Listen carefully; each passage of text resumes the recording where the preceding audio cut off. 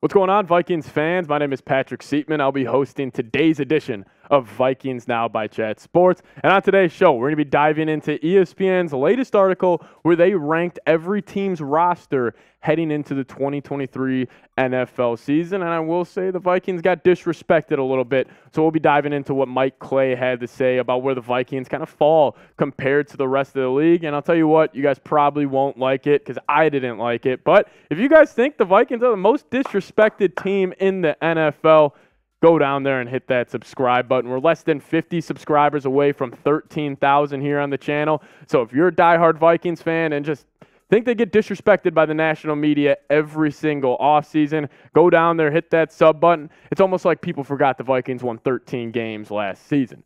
But ESPN, they ranked the Vikings roster at 16th. So the definition of mid, the definition of an average football team. I mean, they had teams like the Browns. They had teams, obviously, like the Jets ahead of them, just looking at the overall roster. But they did break it down into 4 specific categories. It was like strongest unit, weakest unit, X Factor, and player of the watch. I'll be walking you guys through each of those. And starting with the strongest unit, and honestly, most of the time, most of these kind of reasonings for this, I agreed with what Mike Clay had to say, and he said the Vikings' strongest unit is tackle, the offensive tackles, and I totally agree with this. Like, Christian Darrisaw and Brian O'Neill are some of the best tackles in the league. I think Darrisaw is a top 5 left tackle, and I think Brian O'Neill is a top 5 right tackle in the NFL, and the Vikings have them both. But this is what Mike Clay had to say about the Vikings' offensive tackle unit. He said, offensive tackle. Minnesota has spent a ton of draft capital on the O-line in recent years, and it's starting to pay off. Left tackle Christian Darrisaw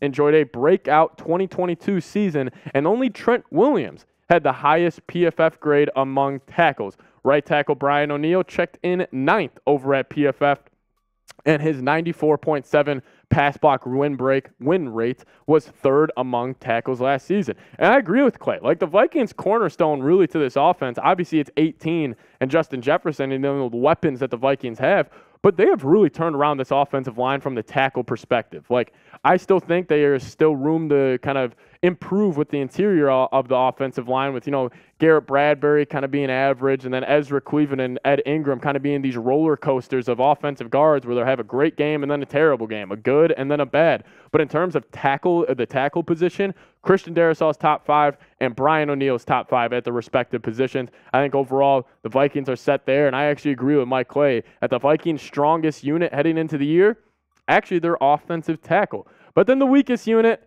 you guys could have probably guessed this without even, getting to this point in the video. The cornerback position, and I totally agree. Like, this was the number one kind of need for improvement heading into the offseason, and the Vikings, sort of addressed it. But this is what Mike Clay had to say on that position group.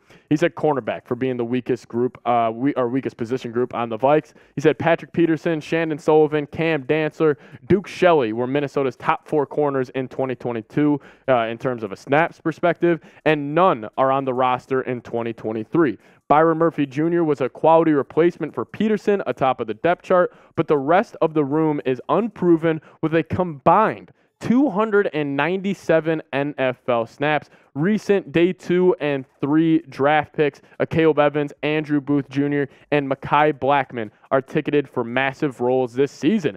Again, Mike, I agree with you. Like, this Vikings cornerback room, there is need for improvement.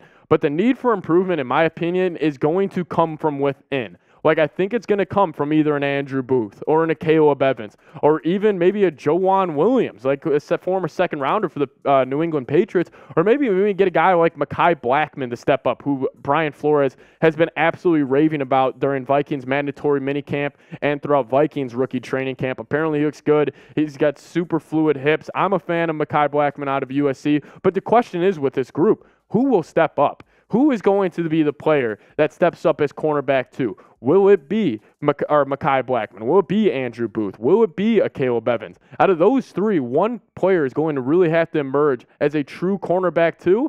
And then if they don't, I think really this Vikings cornerback group is going to struggle, but I will say, honestly, it can't be worse than it was last year. The Vikings had probably the worst secondary in the NFL last season. There has to be some room for improvement, and I think overall with the tutelage and just the teaching of Brian Flores, it should get better. But again, there's a ton of question marks, and even there's a question mark around Byron Murphy himself. So this Vikings cornerback room, a lot of improvements going to have to come from within. But I'll ask you guys this. I'll actually make this the pinned comment on today's video. Who needs to step up the most for the Vikings this season? Let me know down in the comment section. Overall, I think it's probably Akayleb Evans or Andrew Booth. But I ask you guys, who needs to step up for the Vikings this season? YouTube's going to throw you an ad break your way. Sit back, let it play.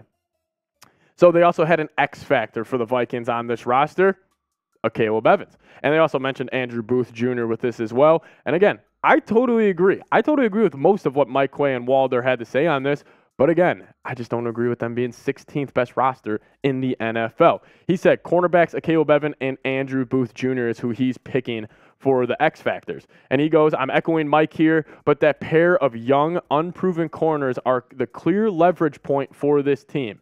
If they struggle, the defense will too. If they succeed, the Vikings will suddenly be a team with a solid pass rush and coverage abilities. And overall, I do have faith in Booth and in Evans to get it done this next season.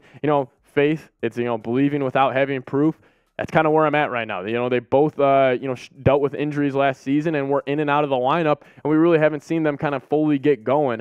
But overall with those two, I like them coming out of the draft. Second rounder out of Clemson being Booth and the fourth rounder out of Missouri being Akayleb Evans. I think they both got that dog mentality, and I both actually think they fit Flores' system well, especially Akayleb Evans. He's that sticky man-to-man kind of archetype of a corner, and the Vikings are going to be blitzing a lot this season, and that means not a lot of safety help over the top of your head. And that's what Akayleb Evans did all the time at Mizzou. It was sit down in that chair, mano-a-mano against a wide receiver. That's what he's going to be doing a lot this year under Brian Flores. But a non-starter to know from ESPN, it's my man. It is DeWayne McBride. And again, I agree with this too. This is what actually Walder had to say about the 7th-round rookie out of UAB. He said running back DeWayne McBride, the 7th-round pick, led the FBS in rushing yards per game and was 5th in rushing yards after contact last season. Well, Alexander Mattison is the new starter. He recorded a negative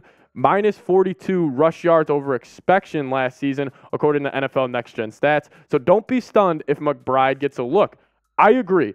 I think Mattison, weeks 1 and 2, he'll get the majority of the RB1 work, and we'll probably see him get around 20, 25 carries if that's what the game script kind of leads for the Minnesota Vikings. But then you got guys like Ty Chandler. You got guys like Kene Wong. You got guys like DeWayne McBride that I really think could kind of take that next step and really help this Vikings team. And I honestly think overall, I think this group's going to cook. I really do believe that. That's a great point. They're going to cook because we got rid of Dalvin Cook. Shout out to producer Trace. That was actually a good one. But I really do believe it. I think you have 4 running backs that I got faith in every single time they get the ball. I'm fine with them doing that. And honestly, if I had to choose one I'm least excited about, it's probably Mattison, because we know what he's about, and it's kind of the uncertainty with Ty Chandler and DeWayne McBride and how good they truly could be. I'm a big fan of those guys, and I'm excited to watch them play football. I think the Vikings running back group will be more than okay. We'll ask you guys this question to round out today's show. How many games do you think the Vikings will win this upcoming season? They won 13 games last year. I doubt it's going to be 13 again. My prediction for the Vikings is they are going to be 10-7 this year, win the NFC North for a second straight year, but they're going to be overall a better team at 10-7 than they were last year at 13-4. I just don't think they're going to get the same luck in one-score games that they had last season and a little bit of a tougher schedule. But overall, I think they're going to be a better football team than they were last year. But I ask you, how many games will the Vikings win next season? As always, guys, remember to hit that subscribe button. Need only about 50 of you guys to reach 13,000 here on the channel. So if you guys want to help us out, be a real one, hit that sub button. And as always, SKOL Vikes.